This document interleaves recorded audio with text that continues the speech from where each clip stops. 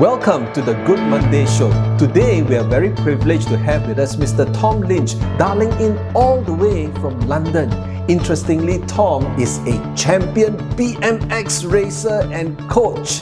And not only that, in the past 3 decades in the area of emergency response and health services management, he has been actively helping people. Today we're going to find out how he is able to marry his passion in BMX racing and in caring for people. Welcome to the show, Tom. Oh, that's great, Joseph. It's great to be talking to you and seeing you again. And definitely thanks for inviting me. It's nice to see you again, Tom. Tell us a little bit about your background and what you have been up to. Okay, and that's great to be given this opportunity to talk a little bit about motivation and things like that and what I do. But you might see a bicycle hanging here and a bicycle down there. So it's good that you asked me what I do rather than just my job, because I do think that people tend to ask those things in general life, don't they? But maybe your job doesn't define you. So I like to consider myself now to be someone who looks after a lot of people. So I look after teams of paramedics that look after lots of patients that need them. So that's in the emergency services. I also consider myself to be a bit of a coach. I'm a previous, I won't say previous life, but my other area of expertise are in coaching people in BMX racing, but also being a champion competitor myself. So it's interesting to hear that you are able to marry the competitive nature of what you're doing in BMX racing with what you do on a day-to-day basis in providing emergency response services.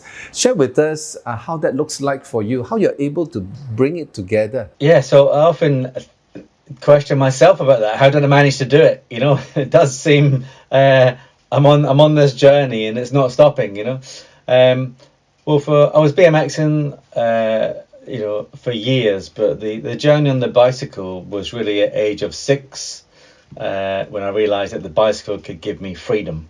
And that was quite an early, up in Scotland, that was quite an early thing to do. And I can remember the first ride on the bicycle, I couldn't ride the bicycle, but my brothers made sure I could. And I was battered black and blue, and I'm bloody from doing this journey, you know. And that was like, ooh, that was my first time actually being aware of what I can do, you know. So maybe quite an early years self-awareness of what your physical body can do, but also maybe your mindset reflecting back as into this is something I could do if I was challenged, you know. So that was early on, but the theme of the bicycle just stayed throughout my life, and it seemed to be, I mean, even now, I said to one of my friends the other day, I couldn't wait to rush around quick enough to get the bike off the wall to go out. It was like everything else in life was stopping me from getting that bike off the wall and getting out, and I did do it. You know, so the bicycle has definitely been a theme. But with the BMX racing that I started when I was about 11 years old, I suppose getting to that point, my father was training me. He was a competitor in sport, so I'd be out on my bike and I was training, but I didn't know exactly what for. You know, father's trying to give him my tools that I'll need for life. So my dad was my coach, and I made a deal quite early on, as into if you're going to take up something, then you have to have these goals or these aims. And I was only 11. I didn't know what I was talking about. But the deal was, he said, what is it that you want? You know, as in, where do you want to be? I said, I want to be the world champion. All I wanted was a new BMX bike, you know. Yeah. So, and he said, okay, let's do that. So that was really the start of something that I probably didn't know what was coming my way. You know, but I was out training at 5 a.m. in the morning. I was doing all these things that other people weren't doing, and a lot of those early experiences resonates with some of your teachings, Joseph, which does make me giggle, but actually sets me on fire again. One of the questions you always get asked in sport is, "What are you going to do next?" And that's just demoralising for a sports person.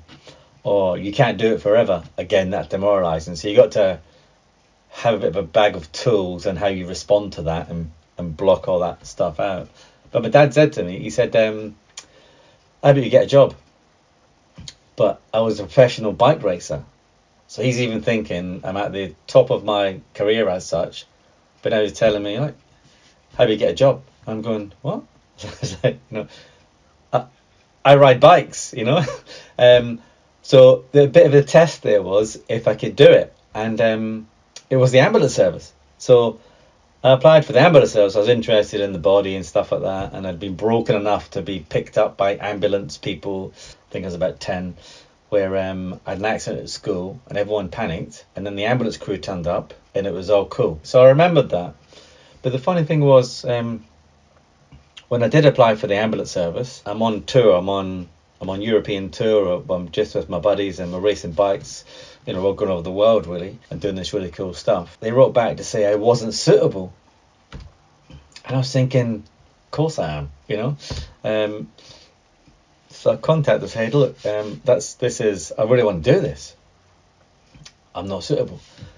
I didn't have a job, so I had no experience having a job because I'm a professional bike racer. So who's going to give a job to someone that hasn't had a job? I think I was about 19 or 20 years old. I didn't actually want a job anyway because I was still at the top of the game, but I knew sport can't last forever in that sort of way. So I went to get some experience, and then I actually joined Harrods, a department store, to get experience of driving vehicles around London. I was proving that I could actually have a job, So I did get all that experience of doing all that, and I just applied again and got in. So they eventually accepted me that this person actually has a job. Tom, as you were sharing with me your stories about you growing up, how you never gave up but stuck to what you were doing, I think this is such a marvelous leadership principle. Sometimes I like to call it the principle of stickability. Nowadays people are looking for big changes, for that grand destination.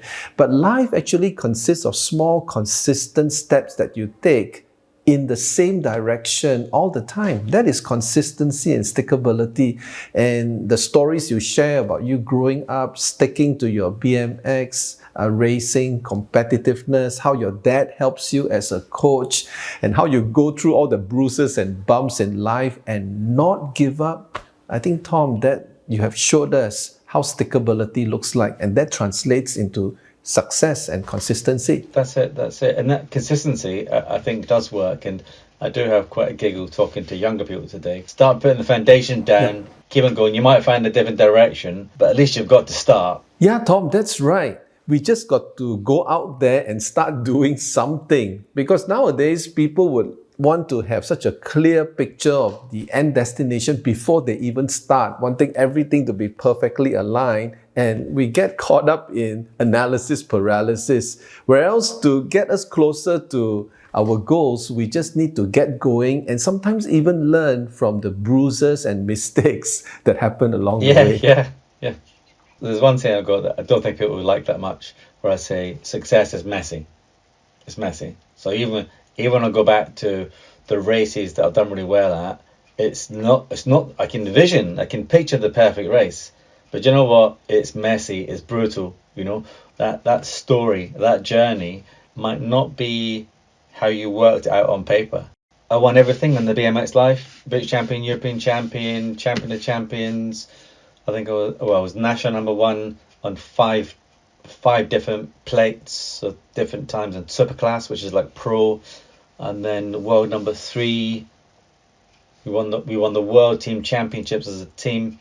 So all those things are like achievements. But one of the things I learned most was when I did fail, because people just see the success.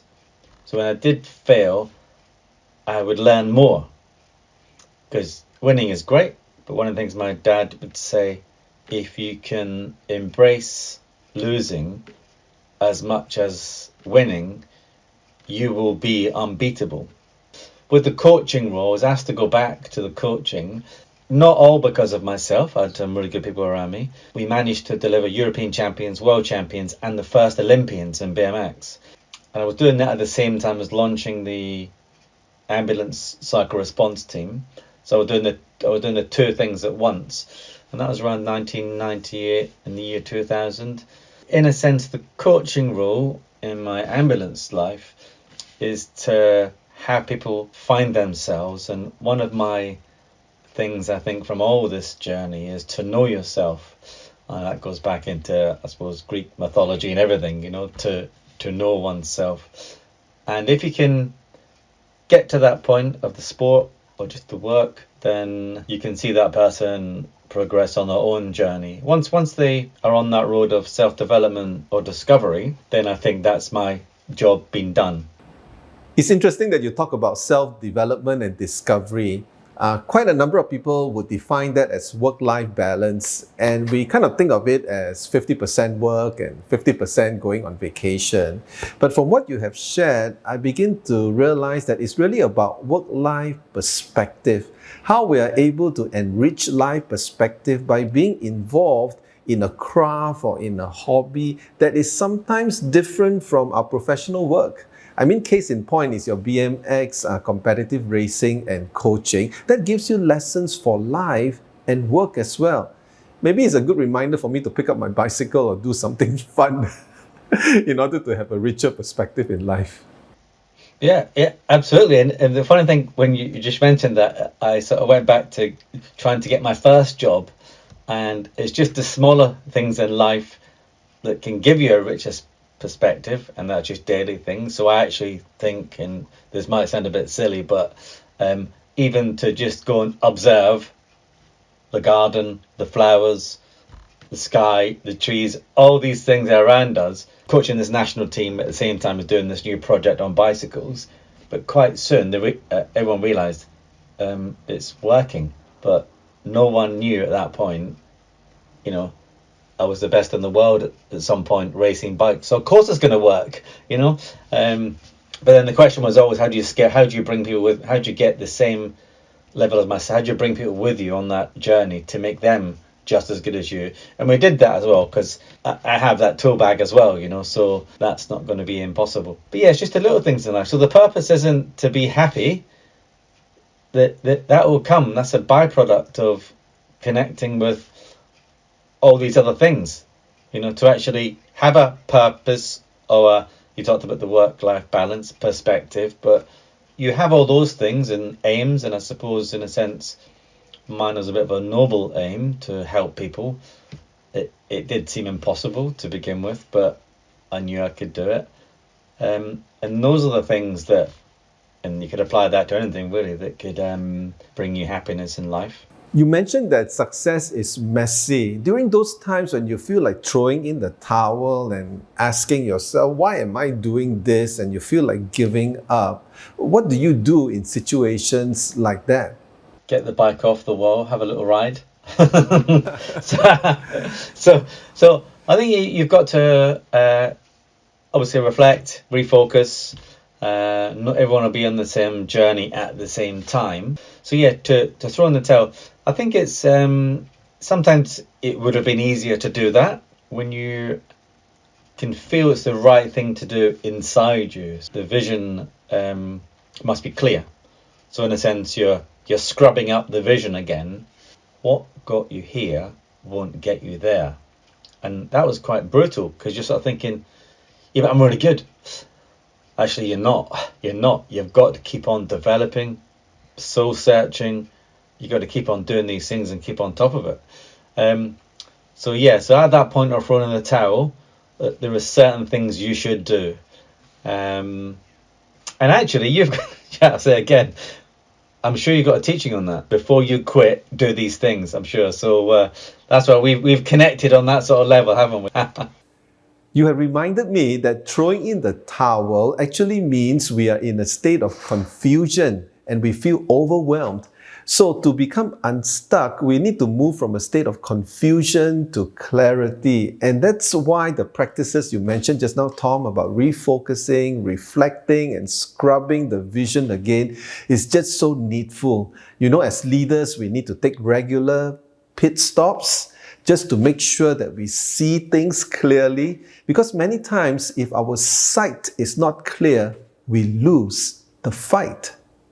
Yeah, I love that. I love that. Exactly that. And also even just brushing away in a sense, the doubters or the the technology and things like that. I think I perform best sometimes where I switch it all off and I just do not get distracted, because a distraction can cost you 4 hours, and that's 4 hours of your time doing something else, So a nice clear mind, like you said, the sight, and it depends what you've got to achieve. If it's that important at all, and if it is, then you got to give it that time of dedication. I hear what you say about doubters. Come to think of it, the clearer your goal is, sometimes the more opposition you will face. And just dealing with doubters is part of the experience in achieving your goals. And I think overcoming opposition, just like what you have shared, is all part of the game before you reach the finishing line. And again, I've had some good mentors along the way as well. And one of the things you said we came to visit in London was why did you asked the first question, and I thought it was amazing. That was so wonderful when you came across and delivered to the top bosses. And it was based on, why did you join the organization? So what made you want to come and help people? So it's the love for the organization and what you do. If I can always connect with the fundamental reason of why we're come about, why we're here, if that's always being, in a sense, the total focus, so the commitment to the improvement of patient care, or that experience, just say, then we can't go far wrong. Maybe going back to the question you raised back in London, why did you join the organisation in the first place? You know what? Maybe people didn't. Maybe this is a job, and you know what? That's okay as well. That's okay as well. You still need people to turn up. But to make it truly magnificent, and tie all the things, what you could do to where you need to be, that's a challenge, isn't it? That's something like, that's a lot of effort, and maybe people don't want to be on that, but then you become less motivated, you're not looking forward to the challenge of the day. It's just humdrum sort of work, and then maybe that's what leads to unhappiness and depression and all those sorts of things. I would say, Tom, that everyone is actually motivated. What is at question here is the source of their motivation. I mean, think about it. If my source of motivation is external, I'm constantly dependent on other people to make me happy. If my boss doesn't treat me right, I'm not happy. If my customer complain about me, I'm not happy. So my happiness is always in somebody else's hands. But if my source of motivation is intrinsic, is internal, because I have high self-awareness and self-clarity, then that source of motivation is consistent. And this is what will get me through life, even though the messiness is there in the first place. So you can't say to everyone, and I've been victim of this as well, and I've done it, do more, do more, do more, do more, do more. But that doesn't work. That doesn't work at all. You've got to have the tempo, as into the appreciation, anything from, and one thing you've been really good at about your teachings is the sincere greeting, and it's that sort of connection on an individual level, a sincere greeting. And you know what? We're not talking about work or performance. We're not talking about those things. No one came to work for performance. They didn't. They came to work for the love of what they do. Of course, it's important. So it's getting the tempo right of those things. You can't do everything in a day, and maybe not a week or a month, but that's, in a sense, it's a long journey. If you were given an opportunity to write a book tomorrow, what would you write about, Tom? I did ask myself the same question during the COVID time, when the world was going mad, and no one could make sense of all these things. Then, and a lot, there was so many different experiences for everyone, that what I found myself doing and with my children, but also on my own, was to chase the sunset. So I feel particularly connected to the world, but the sun is always going to come up and go down. So we would actually, so the name of the book would be Chasing Sunsets, and there probably is a book like that anyway, I don't know. Physically, we would go to places that because the winter time here, the sun's quite low, so we'd go and find a good view to see the sunset, and then keep on going. So we would like drive for miles and miles, and we're still watching the sun go down. And at one particular time, beautiful big red. So it was always a big red sun if you could see the sun on that day, and you watched the sun go down over a farmer's field or something like that. So chasing sunsets, and that was a great experience, just to feel the warmth of the sun on your face, and to know that tomorrow could be a better day. That would be the name of the book. And to sort of connect that to things, it's, if you have a purpose or plans, then of course tomorrow's going to come. If indeed you're coaching people, then they've also got their own vision. Or if you're being coached yourself or on a journey of self-development, then that just doesn't stop, you know. One of the things I say to a lot of people is, I'm not going to stop. So the sunset part for me really connected, because tomorrow's still going to happen, you know. So it could be bad today, you know, tomorrow can be a better day. How would you like your readers to remember you after reading your first book, Chasing the Sunset? Some of them might say, this has been an absolutely awesome read, and I'm going to buy up every other book that Tom Lynch writes from now onwards. I would have to have more books. Is that where you get like a book deal? I think about that as into, I tell my children, you've got to start somewhere. So in a sense, it's to be courageous. So you might not know where things are going to go or where you're going to be. You got to start somewhere. So actually, to be courageous in the face of adversity, or to understand yourself more, is a journey. One of the things I always reflect back on is, to try and get a grasp of, is the meaning of fortitude, having the courage even though your knees might be a little bit trembly or your heart might be racing. You've decided that your approach to something or what you're doing, or to speak out, is the right thing to do. Being brave, I suppose. As we reach the concluding part of the Good Monday show, Tom, I've got a bonus for you. I've summarized all of your insights and sharing into 3 C's: clarity, consistency, and courage.